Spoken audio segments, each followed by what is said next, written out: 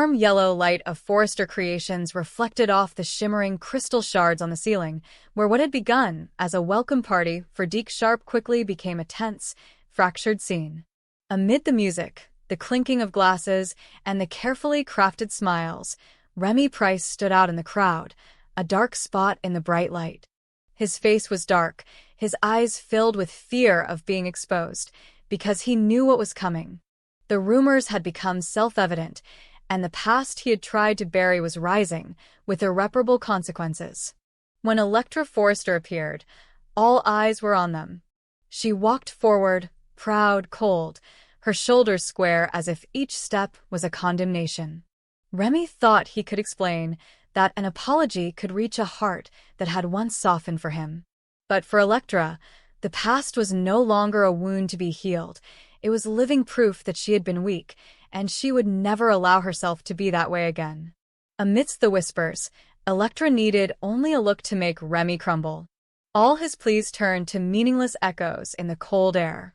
She didn't need to scream, didn't need to lash out, just to be silent long enough for that silence to be her verdict. In Remy's eyes, she was still the Electra he had loved, but now, she was no longer a woman he could control, but a survivor of a storm of his own making. Everything he had hoped for, forgiveness, a second chance, a renewed promise, disappeared the moment she turned away, leaving him alone in the crowded room that had suddenly felt cruelly empty. Deke Sharp, who had been honored at the party, was caught in the center of the chaos. He couldn't believe his friend, his ex-lover, the colleague he once protected had such a dark past. Since hearing whispers about what Remy had done to Electra, Deke could no longer look at him with sympathy. He wanted to believe in change, but that belief was now just a jagged piece in his heart. To Deke, Remy was a harsh reminder that even though he had stepped out of the darkness, those he loved seemed trapped in it. He felt choked up as he watched Remy try to explain, try to hold on, try to plead with a look he knew well, the look of someone with nothing left to lose. But this time, Deke didn't save anyone. He'd spent his life saving others, and now he had to save himself. Outside, the flashbulbs of the media were still flashing, but to Deke, everything was blurred, leaving only the heavy beating of his heart and the image of Electra standing still as a statue. He knew that if he stayed with Remy, he would return to the place he'd escaped, a world of lies, anger, and tragedies masquerading as love. Remy looked around, and everyone avoided him as if he were some kind of incurable disease. Even his once smiling colleagues didn't dare face him. Part of him wanted to scream, to blame them, to say he'd changed, that he deserved a chance. But the other part, the part that knew how much trust he destroyed, how much pain he'd caused, just wanted to disappear. He backed silently out of the ballroom, down the dimly lit hallway, each step a stab at his pride. He didn't know what hurt more, being rejected by Electra, or seeing Deke turn away without a word. Meanwhile, elsewhere, a different tension was brewing. Beth Spencer, a young girl with innocent eyes but a heart forged in the fires of Spencer generations, was preparing for the wedding of her parents, Hope Logan and Liam Spencer. But in contrast to the joy of the adults, Beth had a quiet fear. She loved her family, loved the idea of reunion, but she also knew that their happiness could not survive while darkness lingered. When Hope asked her daughter for her wedding ideas, Beth looked up, her smile tinged with a strange determination. She had an idea, not about flowers or music, but about what mattered most, who would be present and who wouldn't. Beth spoke her decision like a sharp knife through the sweet air. Sheila Sharp would not be allowed to appear. She did not want that woman, the one with the dark past and the danger to all of them, in her parents' happiest day. Beth did not know the full extent of Sheila's actions, but she had seen the fear in her mother's eyes, felt the tension in her father's words whenever that name was mentioned. And in her young heart, she knew that sometimes protecting her family meant standing up to the person the adults called changed. Hope listened quietly to her daughter, and in her eyes, there was both pride and sadness. She knew Beth was right, but saying it to Deacon, a father who had been through prison, who had tried to rebuild his life and now married Sheila, would be a different kind of wound. Hope did not want to hurt her father, but she could not let Sheila destroy the happiness she had just recreated with Liam. Love, in the world of the bold and the beautiful, always involves sacrifice. When Hope walked out of the room, determined to tell Deacon about Sheila's ban from the wedding, she felt the air grow heavy. Outside, the Santa Ana wind blew through Beverly Hills, carrying the smell of salt, tears, and a vague sense of foreboding. In the distance, Remy still wandered the city, a ghost without a home. Electra sat alone in her studio, the light illuminating an unfinished sketch, Deke's face, but Remy's eyes, sad. Deke, standing on the balcony, looked down at the glowing city, where souls continued to collide, love, betray, and desperately seek redemption. He didn't know if he could forgive Remy, or if he himself was still seeking forgiveness from others. When the next day came, everything seemed to calm down, but the silence was only the wind before the storm. Sheila heard about Beth's decision, and the smile on her lips faded. Inside the troubled mind of a woman who had survived countless sins, a dangerous seed began to sprout: humiliation. Sheila Sharp was not the type to accept exclusion. At the same time, Remy, pushed to the margins of society, began to sink into dark thoughts.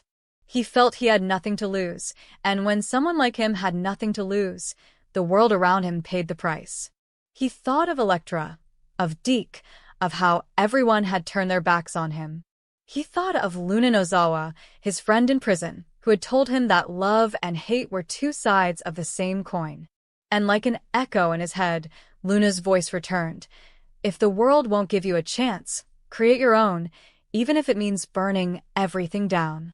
Inside the Forester, where the lights still flickered and laughter still rang out, no one realized that an undercurrent was rising. Every character, whether Beth or Hope, Deke or Electra, was playing a game they didn't know they were playing. And in the darkness, Remy walked, her face obscured, her eyes reflecting the neon, the gaze of someone who had decided not to seek forgiveness anymore. As night fell on Los Angeles, the city seemed quiet, but in that silence, there was a sound almost inaudible, a whisper of fate, the footsteps of someone returning. The question now is no longer who will forgive whom, but, when salvation is rejected, what will love turn into? A final light, or a fire that consumes all? The Los Angeles air is as heavy as the smog that hangs over the Forester Creations buildings, where opulent lighting hides the dirty corners of human emotion. In this world of perfect cuts and bright lights, another shadow is rising, not from commercial rivals, but from a troubled, fragile, and delusional heart. Remy Price, once proud as an artist, now teeters on the thin line between redemption and total collapse. He believes he can start over, that new love can erase old sins. But in the world of the bold and the beautiful, every mistake leaves a visible stitch in the fabric of life, and nothing, not even regret, can hide them forever. Remy had hurt Electra Forester once, not just physically, but by turning her love into a tool of control, making her lose faith in the goodness of men. Now, when she had risen, stronger, more beautiful, he returned, carrying tired excuses and a twisted affection. But this time, he was not only hurting Electra, he was about to drag Deke Sharp, a man at the peak of his career, into his vortex. Deke did not know that the man he called his friend, laughing with him in the Forester Design Studio, was the man who had once broken the woman he loved most. In another corner of the story, Luna Nozawa sat in her cell, her face cold but her eyes still shining when Remy visited. She was the only one who understood Remy, not out of compassion, but because they were so similar that it was frightening. Two lost souls, two people who once believed that love could be the way out of the darkness they had created. When Remy told Luna about his relationship with Deke, she smiled, a smile that was a mixture of pity and contempt. Luna knew the world would never forgive people like them, and the cruelest thing was that Remy still didn't understand. He thought he could love like a normal person, that the past could be buried with faith. But in the bold and the beautiful, faith is always a double-edged sword. It saves those who deserve it and destroys those who don't know it's there. As Remy left the prison, Luna's words echoed in his head, a warning or an invitation. He turned back to Forrester, past the bright lights and the familiar faces staring at him coldly. Rumors spread faster than any fabric sewn in that room. A whisper, a look, and Remy's past was revealed. Electra said nothing, but her eyes, steady and cold as steel, said it all. Deke, who had once believed he could see the good in every soul, began to doubt. He had heard the rumors, seen the way people fell silent when Remy entered, felt the change in the air. Deke was a man who had lived in the shadows, had made mistakes, had been forgiven. But he was also a man who knew that forgiveness is not forgetting. When he learned the truth, that the man he loved had been his dear friend Electra's nightmare, a cold void opened in his heart. He felt betrayed, not just by Remy, but by himself for trusting someone like that. In his pain, Deke realized he was at a fateful crossroads. Either hold on to the kindness he once believed was his strength, or let his survival instinct pull him out of that emotional spiral. And, in the end, instinct won.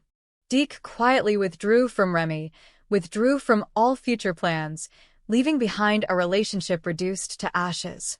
Remy collapsed. Everything he had worked to build, faith, honor, love, vanished in a matter of days. His apartment became eerily silent. Unfinished paintings hung like evidence of a life never lived. He thought about leaving, disappearing, but then he remembered Luna, the only person who still spoke to him without contempt. Her voice echoed in his head, suggesting freedom, helping her escape, a chance at redemption through action rather than whining. Remy knew it was madness, but perhaps, in a world that had closed in on him, madness was the only thing that mattered. As night fell over Los Angeles, Remy stood at the gates of Luna's prison, his heart racing. All reason had been pushed away, leaving only a blind obsession to do the right thing, the thing he believed would save them both. He didn't realize he was returning to his old ways, where love and guilt intertwined, where every act in the name of saving others only proved he had never changed. He thought that helping Luna escape would make her believe he was still trustworthy, that he still had value. But the world doesn't operate by the rules of the dreamer. Meanwhile, at Forrester, Electra received word of Remy's disappearance. She felt a vague premonition, not because she still loved him, but because she knew him. She knew Remy couldn't bear to be abandoned. He needed attention like air. And if he was desperate, he would hurt others again. Electra was afraid, but deep down, she also felt a quiet sadness, because while she hated Remy, she understood him. People like Remy weren't inherently evil. They just didn't know how to live in a world that had no place for them. Inside the prison, Luna felt a chill run down her spine at the sound of sirens. She wasn't afraid. On the contrary, she smiled. She knew Remy had come. And there was something in that smile that was no longer human, the satisfaction of a soul dragging another down with it. When Remy cut through the last fence, the security lights fell on his face, damp with sweat, his eyes bloodshot, his hands shaking with adrenaline.